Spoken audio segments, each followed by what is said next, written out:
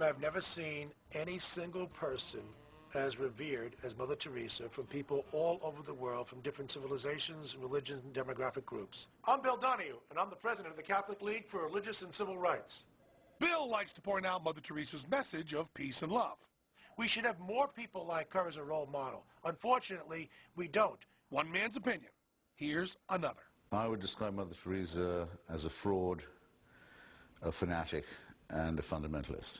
I'm Christopher Hitchens, and I'm the author of a book called The Missionary Position, which investigates Mother Teresa. Christopher Hitchens is to the Catholic Church and Mother Teresa what Michael Moore is to a ham sandwich. Relentless, unstoppable, and without fear. We love Hitchens. Everything everybody thinks they know about her is false. Not just most of the things, all the things. It must be the most single successful emotional con job of the 20th century. She was corrupt, nasty, cynical, and cruel. Mother Teresa was known for her home for the dying in Calcutta, India. It sure ain't a hospital. There are no doctors saving lives. This is just a place for victims to suffer and die by the rules of the Catholic Church. You went to Calcutta, you had a 50% chance of running into her, maybe. Much more likely you'd find her with Nancy Reagan or Princess Diana, off in some foreign capital, beating the bushes and posing for pictures. Or even worse than that, with real crooks and exploiters and robbers of the poor, such as the Duvalier family in Haiti. Wait, not the same Duvalier family that raped and pillaged the Haitian countryside, terrorizing everyone under their iron-fisted rule? Hard to believe. But old Mother Teresa in this 1991 photo op with Baby Doc's wife proclaimed that the Duvaliers loved the poor, that the poor loved them, and most outrageous of all, quote, "It was a beautiful lesson for me." She did press some people who were wealthy to give money so that she could use it in a way to help the poor and to set up the orphanages and the hospices. Oh, she used the dough to help the very people from whom it was taken. Well, no. If there is a big program to ameliorate Haiti run by her order, I've never heard of it. Yep, according to some, she took the undisclosed amount and ran back to India. The Haitians, you know, the ones who worked for the money that had stolen from them by their government, got diddly squat. So how does the Catholic Church defend this spectacle of sleaze? As usual in bullshit, the end always justifies the means. Well, she's not endorsing them. She's simply shaking hands. I mean, quite frankly, if you're going to take money from some people to give to the poor, does it make any sense to take it from the poor? Does it make any sense to take it from the middle class? Wouldn't you take it from the rich? I find myself rather astonished. It's simply an excuse-making for theft and for deceit. It's softness on crime. Mother T also accepted over $1 million from Charles Keating, whose junk bond debacle caused more than 21,000 old folks to lose their life savings. When she got the money from Charles Keating, he hadn't been indicted about anything. He hadn't even been accused of anything. So what was she supposed to do? The money was already spent by the time that we found out that this guy was a crook. So the Vatican couldn't write a check. There's something assholey in that. No matter what the evidence, fuckers like Bill Donahue see only the good in Mother Teresa. For her work, she's won the Nobel Peace Prize. She's won 124 different international prizes. She's the most revered person amongst the people in India, with the exception of Mahatma Gandhi. You know what? Mother Teresa isn't even her real name. That's her real name. What's she hiding?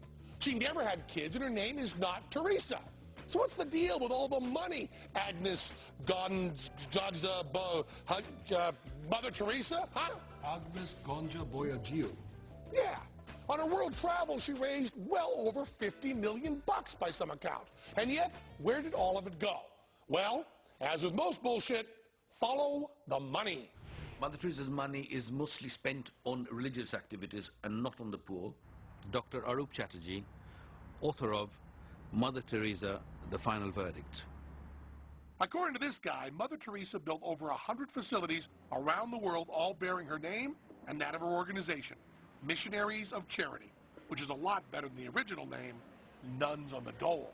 If you look at the breakdown of our organization throughout the world, you would find that half or slightly more than half are actually nunneries and brothers' homes. I don't think that's what people thought they were giving the money for, was the building of religious institutions to hire and train an order of completely obedient, uneducated nuns.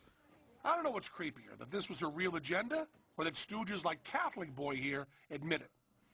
Mother Teresa was not interested in having blue-chip hospices. She was interested in expanding them. Let's take a tour of her home for the dying in Calcutta. It won't be a happy stroll.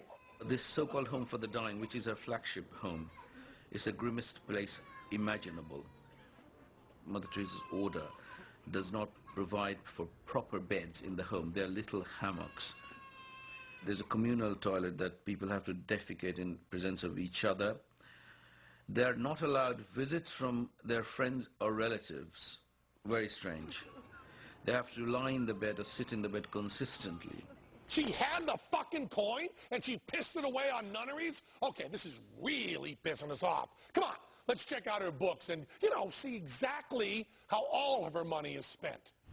Missionaries of Charity is the only Indian charitable organization which do not publish its accounts for the public to obtain them. Much of our foreign money is kept in the Vatican Bank. Fucking cunt!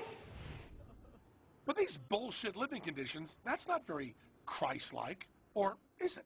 We see Christ in the broken body, and we touch him, and that touch comes from the deep faith that Christ cannot deceive. It was her obsession with suffering and her obsession that people need to suffer in order to come close to Jesus.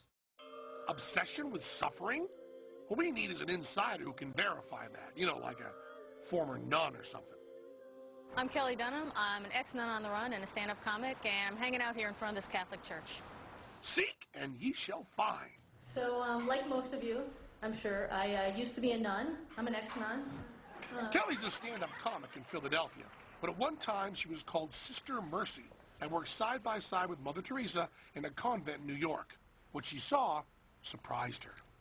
The biggest thing that I think that Mother Teresa should maybe be held accountable for is this cult of suffering that she's created. She definitely has a kind of harsh side. At the convent, Kelly was moved by the pain and misery of the residents, but angered by how she was instructed to deal with it. She was told to be like Mother Teresa. It was required for you to kind of subvert every human emotion. If one of the goals of the Missionaries of Charity is to really love people, you've essentially cut yourself off from loving people. That was a life Kelly didn't want. Hopefully this will cover my soul for talking shit about Mother Teresa. So she quit the church. Could never get them lit when I was a nun either. They're in the business of alleviating suffering, but I think that they believe a lot in suffering, and it's hard to do both at the same time. So what was it with Mother Teresa's suffering kink? Is that how she got off? Mother Teresa wanted people to live in impoverished conditions so she could identify with the poor whom she's serving. Whoa, let's play that back. Did he just say what I think he said? Oh, absolutely. Mother Teresa wanted people to live in impoverished conditions so she could identify with the poor whom she's serving.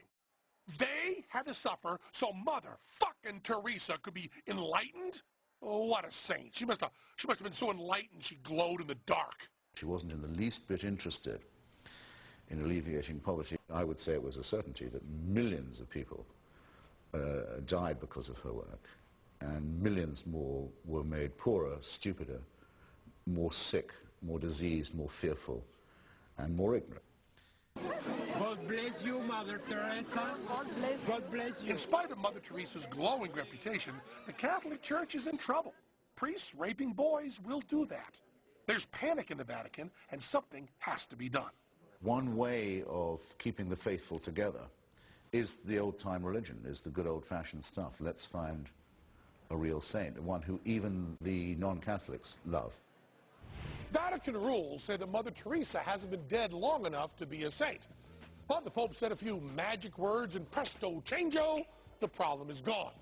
But Pope land rules require Mother Teresa must have performed two miracles after her death.